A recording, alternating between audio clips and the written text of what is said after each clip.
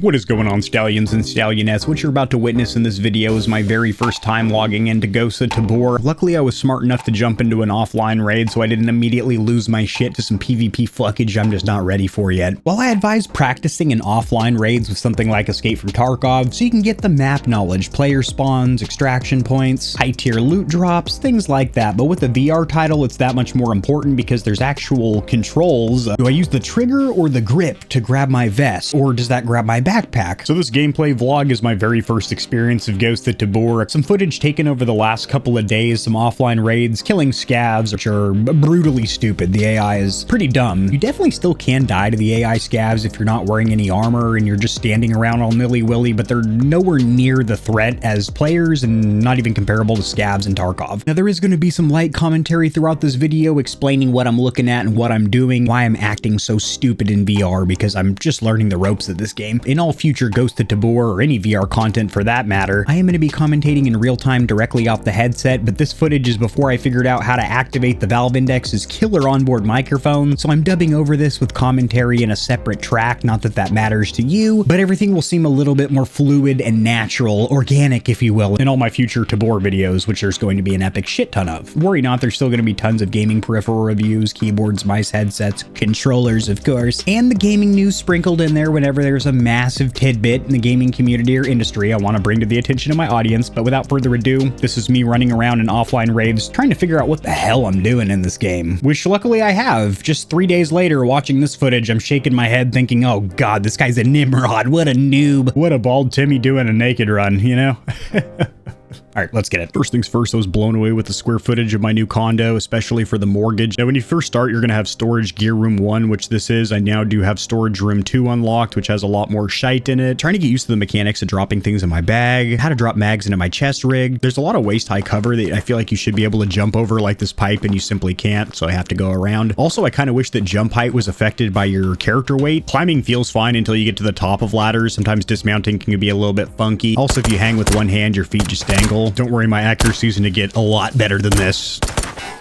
Okay, there we go. Finally put him down with that little 2-piece and a biscuit. This is a perfect example that scavs actually can kill you, but you have to be playing like an absolute Nimrod, just standing out here, not in any hard cover, and then I peek out the same spot twice, with an empty gun probably, just begging for it. Viktor Kolishnikov, please put me out of my misery. I could hear the clip-clop of boots on pavement over there as soon as I spawn in. Quick Phoenix kill through the tree. I think I clipped a flying squirrel on the way out. Give it a little shake. Yeah, 2 vibrations. She's almost full. Love that.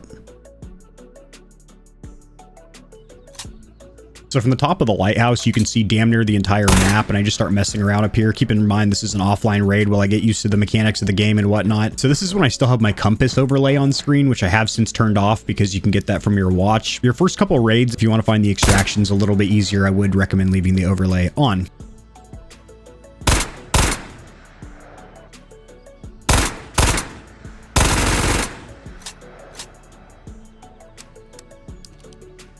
Peace. You too. So this is a great test of the AI here. They all just rush me, which goes to show they do kind of push you, and they will actually move up if they see that you're low on ammo or injured. Actually, it doesn't. Actually, I don't think they know if you're injured or low on health or anything like that. It's just they're programmed to rush the last player that they've seen. They're definitely nowhere on the level of scavs from Tarkov.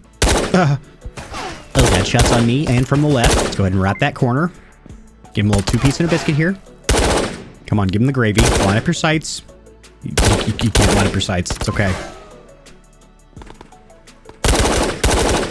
Put him down like a rabid dog. Grab the side piece from the holster. Okay, it's empty. Awesome. Love that. All right, we got a round chambered now. Let's just go ahead and pull. Oh, let's pull this grenade out. Mass confusion. Throw it.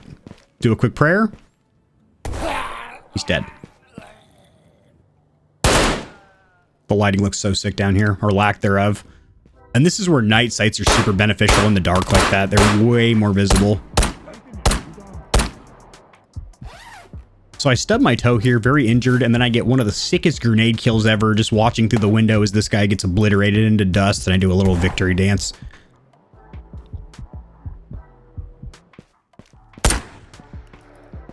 Didn't like the way that car was looking at me. I was holding it to the side so you knew it was a kill shot. You actually get more velocity on the bullets the more cocked or canted to the side your rifle is. I really like Motkami's day because you get a lot more detail of the city. I think it looks really cool. Although nighttime's fun too. Just make sure you bring some NVGs and a friend. Hey, where'd you go, buddy?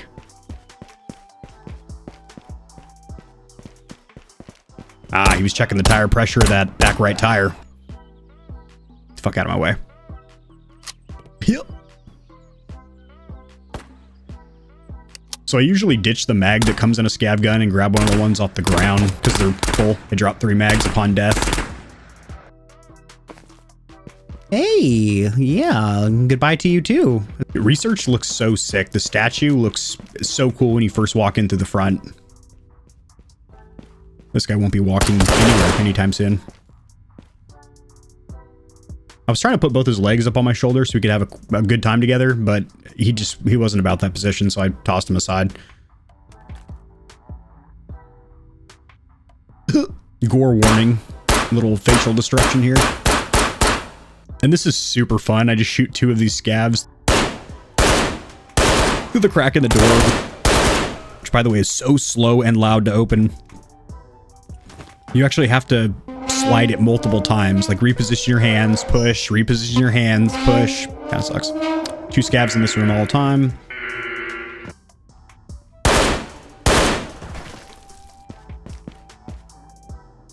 So this is the new underground map, which is super sick and littered with scavs. If you're just trying to farm Phoenix kills, that's definitely the place to go.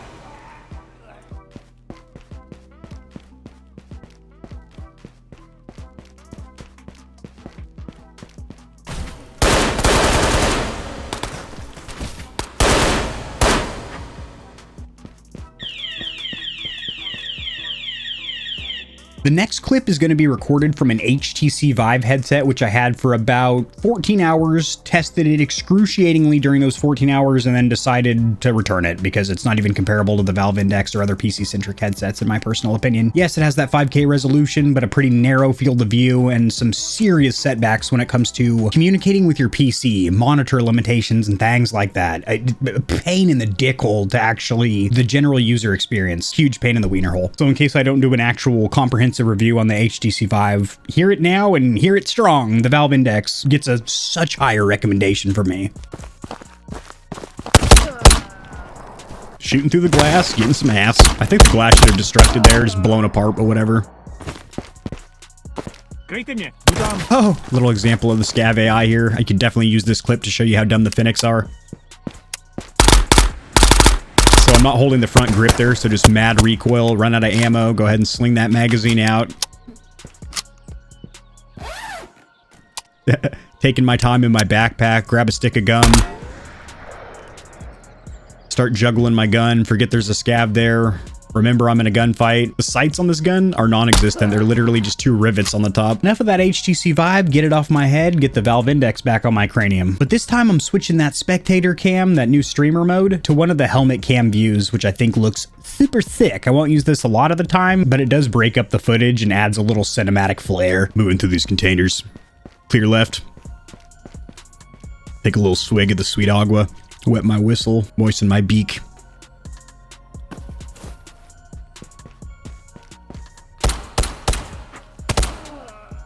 The muzzle flare and sparks look so sick in this dark corridor.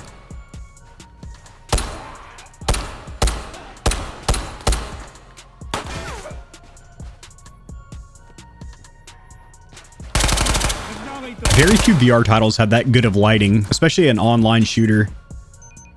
As cool as that is being attached to my temple like a cancerous mole, back to the first person view. So it looks like he shot out of desperation as he was falling to his death and shot the wall. That might have been ricochet from my MP5 actually. There is bullet ricochet on hard surfaces, which is really cool. You can actually take damage from that too.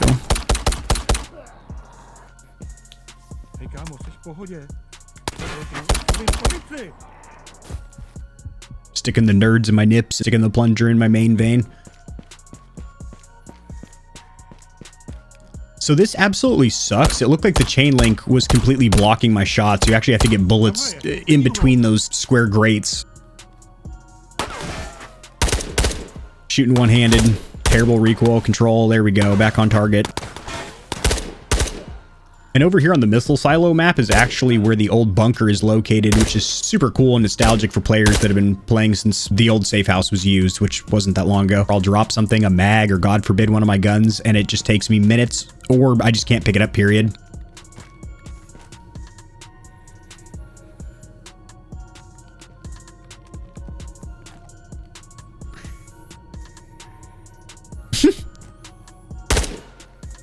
But that's okay. It happens not that often, and the game well redeems itself in other aspects.